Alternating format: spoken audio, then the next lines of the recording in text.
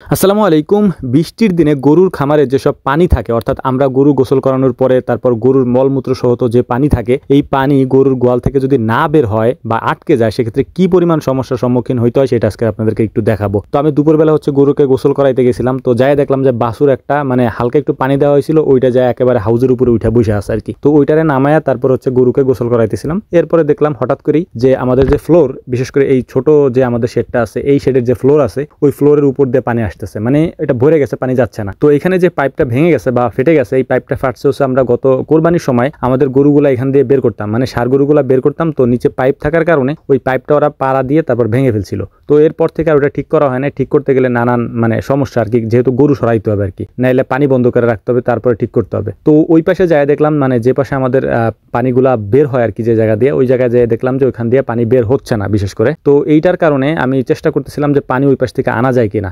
আমি জানি যদি এটা আটকে যায় তাহলে এখানে বিশাল একটা সমস্যা আমরা পড়বো আর কি। তো সেটাই হয়েছে, এই পাশ দিয়ে ওই পাশ দিয়ে দুই সাইড দিয়ে চেষ্টা করতেছিলাম। মূলত এরকম যদি হয় তো আমরা একটা চটি বলি, বাঁশের, এইটা দিয়ে ভেতরে ঢুকায় তারপর বালুগুলাকে, বিশেষ করে এখানে বালু আটকে থাকে, কারণ আমাদের এই পুরো এরিয়াটার মধ্যে বালু দেওয়া ছিল, এই কারণে। তো দেখলাম যে না, কোনো কাজ হইতেছে না। তারপর আমরা যে টেকনিকটা ইউজ করি সেটা আমাদের যে মোটরের পাইপটা আছে, ওই পাইপটা আমরা ঢুকাই দিই পুরোটা ওই ইসের মধ্যে, কি বলে এটাকে, পাইপের মধ্যে ঢুকাই দিলে অনেক ক্ষেত্রে যে আস্তে আস্তে করে ওই বালুগুলা যখন কেটে কেটে বের হয়ে যায়, তখন এই পানিটা আস্তে করে বের হতে শুরু করে। তো যাই হোক, আলহামদুলিল্লাহ অনেকক্ষণ চেষ্টা করার পর, ভিডিওতে আমি তো অল্প একটু দেখাই, তো অনেকক্ষণ চেষ্টা করার পরে দেখলাম যে না, পানির লাইন ক্লিয়ার হয়েছে। এর পরবর্তীতে আমার যে কাজটা সেটা ভিতর থেকে যে বালুগুলা আছে, এই বালুগুলাকে আমি এখান থেকে তুলে ফেলতেছিলাম, একেবারে সম্পূর্ণটা তুলে ফেলে তারপর পরিষ্কার করে। এর উপরে আমাদের একটা চারি থাকে, এই চারিটা থাকার একটা কারণ এই চারির মধ্যে আমরা মাঝে মাঝে পানি রাখতাম আগে, কবুতর আছে এখানে, কবুতর এসে পানি খাইতো। কিন্তু বৃষ্টির দিনে আমাদের এই কবুতরগুলো উপরে, আমাদের যে ছাতাটা দেওয়া আছে উপরে, ওই ছাতার উপরে বসতে বসতে ছাতাটারে ফুটা করে ফেলছে, একবার ছিদ্র করে ফেলছে। এখন ওইখান থেকে নিচে একবারে সরাসরি পানি পড়ে, যে কারণে অনেকদিন হয়ে গেছে যে এই পানিগুলোকে আমরা চেঞ্জ করা হয়নি।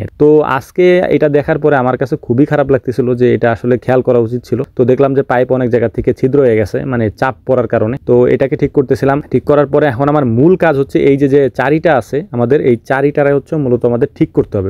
ঠিক করতে হবে বলতে, চারিগুলার মধ্যে কি বলে এটাকে, শ্যাওলা পড়ে গেছে একেবারে। এই শ্যাওলা পরিষ্কার করতে হবে, পরিষ্কার করে একেবারে ক্লিন করে তার মধ্যে পানি দিতে হবে। আগে আমাদের বাছুরগুলাকে বাইর করা হইতো, ওরা বাইরে থাকতো, কারণ যে আমরা বাইরেই রাখতাম সবসময়, আর ওরা এই চারি থেকে পানি খাইতো। বাট ইদানিং আমরা বাইর করি না, কারণ বৃষ্টির দিনে আমরা বাছুরগুলাকে তেমন একটা বাইরে আনি না, আনলে ভিজে যায়, তারপর যে ঠান্ডা লাগতে পারে, বৃষ্টির সিজন যেহেতু, এই কারণে ভিতরে থাকে। আর এই কারণে এখানে পানি দেওয়ারও তেমন একটা আমাদের দরকার হয় না। তো যাই হোক, একেবারে দেখতেই পাচ্ছেন যে চারিটার অবস্থা কি হয়ে গেছে, একবারে শ্যাওলা পড়ে গেছে, একেবারে স্যাঁতস্যাঁতে অবস্থা হয়ে গেছে। তো এইটাকে পরিষ্কার করতে অনেক কাঠখড় পড়াইতে হবে আমার এখন। তো এইটাকে পরিষ্কার টুকটাক একটু করার পরে আমি এটার মধ্যে দিয়ে দেবো হুইলের গুঁড়া। তারপরে এটাকে সুন্দর করে আমাদের যে খড় আছে, এই খড় দিয়ে তারপরে ঘষে মেজে তারপরে এটাকে পরিষ্কার করার চেষ্টা করবে ইনশাআল্লাহ। দেখা যাক কতদূর পারি আর কি, কতটুকু পরিষ্কার হয়। তো এরকম যাদের সমস্যা আছে, বিশেষ করে পানি নিষ্কাশনে, অনেকে হয়তো বলতে পারেন যে ভাই আপনি এই সিস্টেমটা একটু ভুল করছেন। আসলে আমার জায়গা নাই, বুঝছেন, আমি যে অন্য কোথাও করব বা অন্য কোনো দিকে লাইন নিব, আমার যে বাড়ি আর আমার যে খামার, এর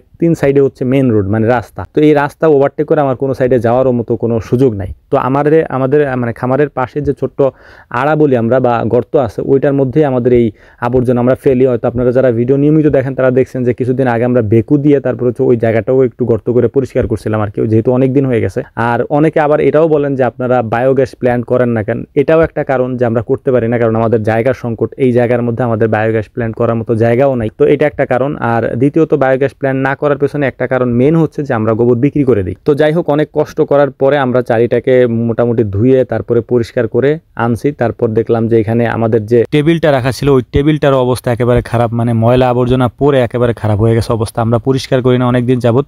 তো ভালো মতো সুন্দর করে আমরা চারিটাকে ধুয়ে পরিষ্কার করে আব্বা আর আমি দুজনে মিলে এটা আমাদের যে হাউসটা ছিল, হাউসের উপরে রেখে দিচ্ছি। আর এখানে রাখার একটা কারণ আছে, যাতে করে এই ভিতর দিয়ে কোনো মুরগি বা কোনো কবুতর, মুরগির বাচ্চা বিশেষ করে ভিতর দিয়ে পড়ে যায় আর কি। আর এর পাশে আমরা এই যে গাছপালাগুলো দিয়ে রাখি, যাতে মুরগির বাচ্চাগুলো ভিতরে যাইতে না পারে বা ভিতরে না যায়। আর ভিতরে যদি একবার যায় তাহলে তো ওগুলো আর ফিরাইতে পারবো না, যে কারণ এই সিস্টেমটা করা। তো টেবিল এখানে দিয়ে দিছি। এরপর যে গাছগুলো আছে, এখানে গাছগুলোকেও সুন্দর করে ধুয়ে পরিষ্কার করে এখানে দিয়ে দিব। তো এইটা ছিল মূলত আমাদের কাজ। এই কাজে আমি আসি নাই, মূলত আমি আসছিলাম গরুকে গোসল করানোর জন্য। এরপরে গরুকে গোসল করাইতে করাইতে আমার প্রায় 3টা বেজে যায়, কারণ যে অনেক সময় আমার এইখানেই ব্যয় করতে হচ্ছে আর কি। তো এই আমাদের আজকের ভিডিও। তো যাই হোক, আমাদের জন্য দোয়া করবেন, আমরাও আপনাদের জন্য দোয়া করি। আল্লাহ তাআলা আপনাদেরকে ভালো রাখুন, সুস্থ রাখুন। আমাদের জন্য দোয়া করবেন, আল্লাহ তাআলা যেন আমাদেরকেও ভালো রাখেন, সুস্থ রাখেন। আসসালামু আলাইকুম ওয়া রাহমাতুল্লাহ।